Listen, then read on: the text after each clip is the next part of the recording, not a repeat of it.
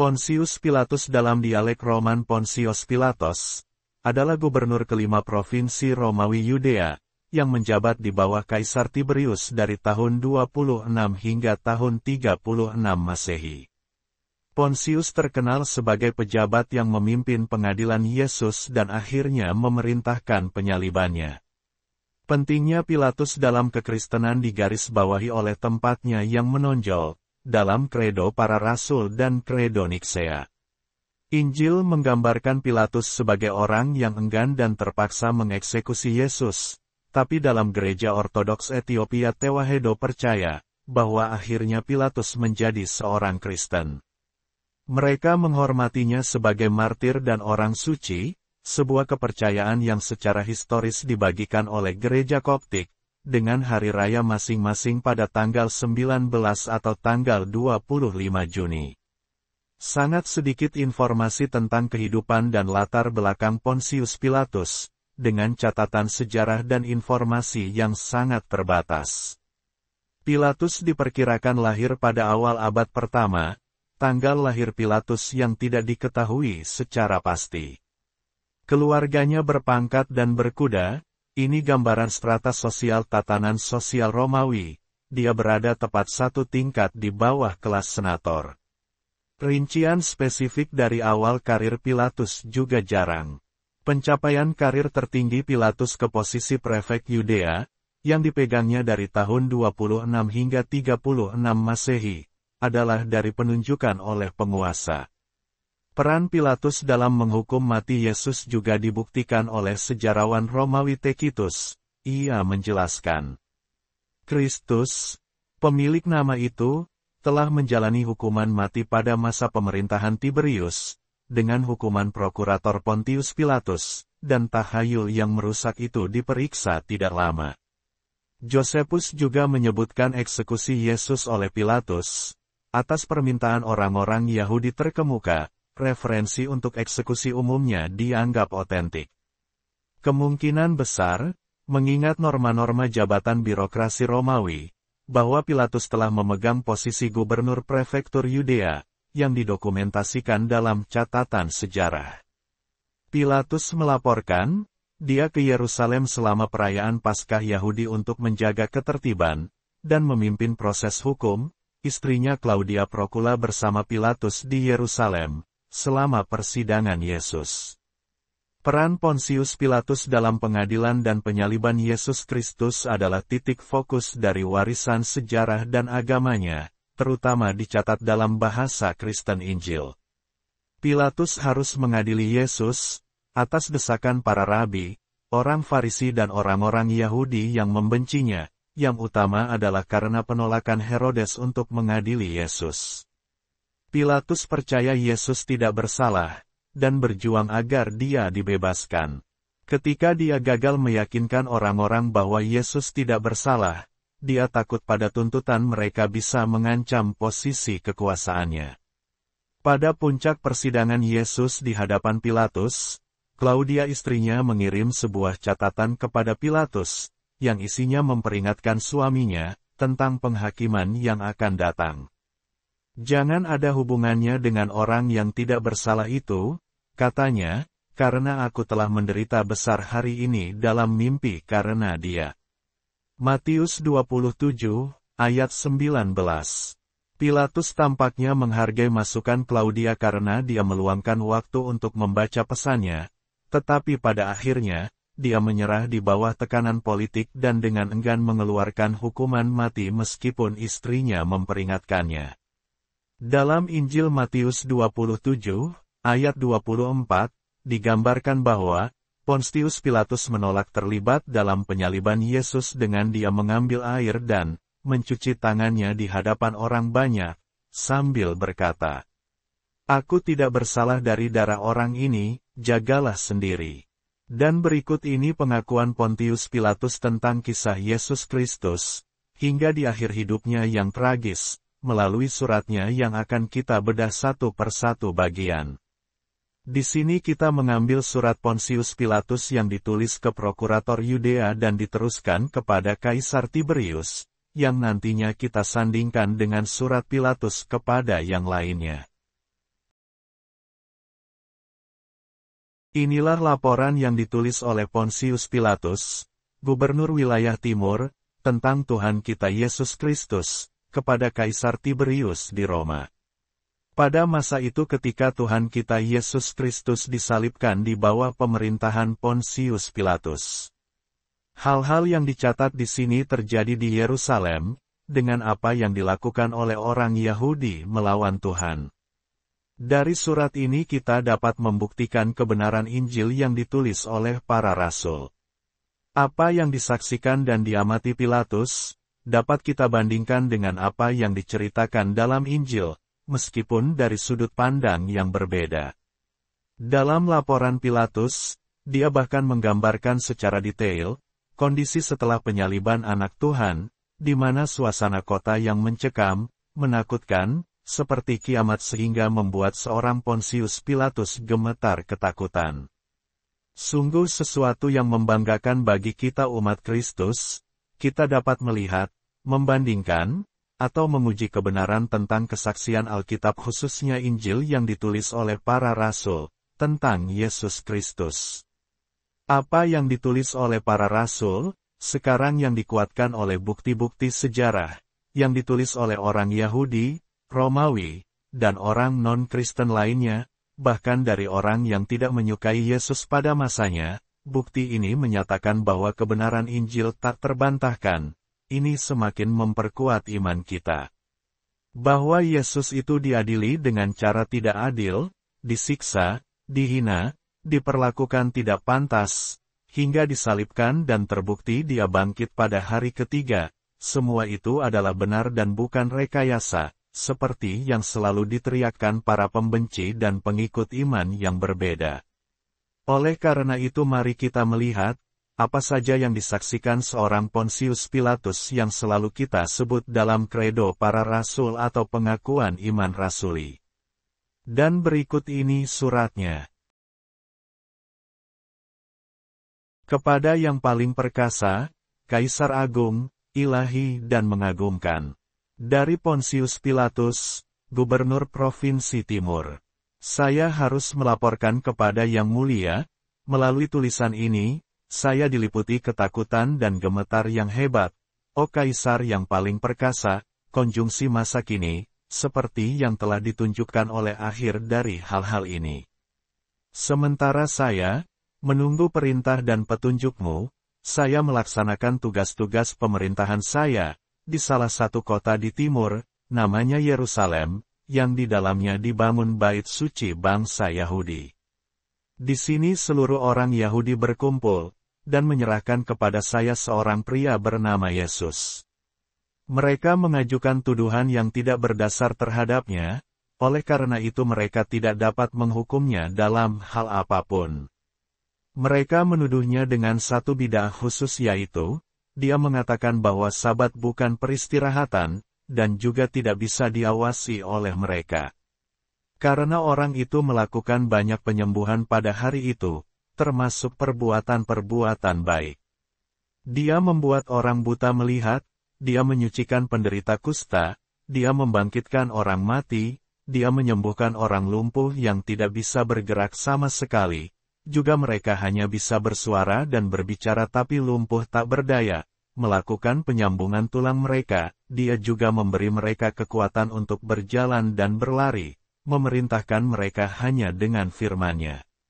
Dan pekerjaan lain yang lebih hebat yang dia lakukan, yang aneh bahkan bagi dewa-dewa kita, dia membangkitkan seseorang yang sudah mati. Lazarus, yang telah mati 4 hari, hanya dengan satu kata yang memerintahkan orang mati itu untuk bangkit, meskipun tubuh orang mati itu sudah rusak, dan mayatnya sudah berbau busuk yang tergeletak di kubur, dia perintahkan untuk bangkit dan berlari. Orang mati itu seperti mempelai laki-laki keluar dari kamar pengantin, keluar dari kubur, dipenuhi dengan aroma wangi yang luar biasa. Dan ada beberapa orang lainnya, yang dirasuki dengan kejam oleh setan, yang tinggal mereka di padang gurun, mereka memakan daging anggota tubuh mereka sendiri, dan hidup seperti reptil dan binatang buas. Dia membuat mereka menjadi penghuni di kota-kota yang normal, dan tinggal di rumah mereka sendiri, hanya dengan satu kata, Dia membuat mereka kembali sehat dan hidup normal. Dia membuat mereka yang diganggu oleh roh-roh najis menjadi sehat dan normal kembali. Dia mengusir setan-setan di tubuh orang pindah ke dalam kawanan babi, juga melemparkan iblis-iblis ke laut. Ada lagi pria lain, yang tangannya lumpuh layu, bahkan setengah dari tubuhnya keras seperti batu. Pria ini hidup dalam kesedihan, pria ini sembuh total, hanya dengan satu kata yang diucapkannya. Seorang wanita yang memiliki masalah pada aliran darah selama bertahun-tahun, pembuluh arterinya terganggu, semua sambungan tulangnya muncul, dan transparan seperti kaca. Semua tabib telah angkat tangan karenanya, dikatakan dia sudah tidak mempunyai harapan lagi untuk sembuh. Suatu hari, ketika Yesus lewat, Dia memegang pinggiran pakaiannya di belakang, dan pada saat yang sama kekuatan tubuhnya benar-benar pulih, dan dia menjadi sembuh seutuhnya, seolah-olah tidak ada masalah dengannya. Dia pun pergi dan berlari menuju kota di Kapernaum selama 6 hari perjalanan. Dan ini memang demikian, orang-orang Yahudi mengatakan bahwa Yesus melakukan hal-hal ini pada hari Sabat. Saya juga mengamati, dan benar bahwa dia juga melakukan mukjizat-mukjizat yang lebih besar, daripada apa yang dapat dilakukan oleh dewa-dewa, yang kita sembah. Tetapi kemudian Herodes Antipas, Herodes Archelaus, Herodes Filipus, juga Hanas dan Kayafas, bersama dengan semua orang, menyerahkan dia kepada saya untuk mengadilinya. Dan karena tekanan pemberontakan ini, saya perintahkan dia untuk disalibkan, sambil saya mencambuknya, meskipun saya tidak menemukan apa kesalahannya. Dan ketika dia telah disalibkan, seluruh bumi menjadi gelap, matahari benar-benar tenggelam, dan langit tampak gelap, meskipun siang hari, bintang-bintang muncul, tetapi cahayanya sangat redup. Di seluruh tempat, mereka menyalakan pelita dari jam ke-6 sampai malam. Bulan merah seperti darah, tidak bersinar sepanjang malam, namun kebetulan dia berada purnama. Bintang-bintang meratap dan bumi seolah-olah mati, orang Yahudi dalam ketenggelamannya, karena kejahatan yang telah dilakukan oleh mereka, dan guntur menyambar berturut-turut. Dan pada tanggal pertama minggu itu, sekitar jam ke-3 malam, matahari muncul, yang tidak pernah muncul sebelumnya. Kini seluruh langit menjadi terang. Seketika kilatan petir muncul dalam badai, demikianlah orang-orang agung dengan kemegahan pakaiannya, dan kemuliaan yang tak terlukiskan muncul di udara, begitu banyaknya malaikat tak terhitung jumlahnya, berseru keras bagai guntur, dan berkata, "Kemuliaan dalam yang tertinggi bagi Allah, dan di bumi damai sejahtera, di antara manusia niat baik, keluarlah dari neraka, kamu yang diperbudak di daerah bawah tanah Hades." Dan mendengar suara mereka semua gunung dan bukit terguncang, dan batu-batu itu pecah berkeping-keping, dan jurang besar dibuat di bumi, sehingga apa yang ada di dalam jurang itu juga muncul. Di tengah-tengah teror itu orang mati bangkit kembali, seperti yang dikatakan oleh orang-orang Yahudi yang melihat mereka. Kami telah melihat Abraham, Ishak, Yakub, dan 12 leluhur yang mati 2500 tahun yang lalu, dan kita telah melihat Nuh secara nyata di dalam tubuh. Orang banyak itu berjalan-jalan, dan menyanyikan pujian kepada Allah dengan suara nyaring, katanya, "Tuhan Allah kita yang telah bangkit dari antara orang mati, telah menghidupkan semua orang mati, dan Hades telah dimilikinya dan telah dimatikannya. Oleh karena itu, sepanjang malam itu, Tuanku, ya Raja, cahaya tidak berhenti. Dan banyak orang Yahudi mati, ditelan dan ditelan dalam jurang pada malam itu, sehingga bahkan tubuh mereka tidak ditemukan lagi. Saya katakan, mereka dari orang-orang Yahudi menderita yang telah berbicara menentang Yesus. Dan hanya satu sinagoga tersisa di Yerusalem, karena semua sinagoga yang menentang Yesus telah ditelan bumi. Karena ketakutan itu, dan dalam kebingungan, serta sangat gemetar. Pada jam yang sama, saya memerintahkan kepada mereka semua untuk menulis apa yang terjadi, dan saya telah melaporkannya kepadamu keagungan. Bagian pertama, kalau kita simak, alinea awal dari surat ini, sangat jelas tertulis sebagai berikut. 1. Imam kepala, ahli Taurat, penatua dan pemuka agama, menghasut orang banyak untuk menyerahkan Yesus untuk diadili ke Pilatus. 2. Semua dari mereka, para ahli Taurat, imam kepala dan penatua memaksa Pilatus untuk menyalibkan Yesus, dengan tuduhan melanggar hari Sabat. 3.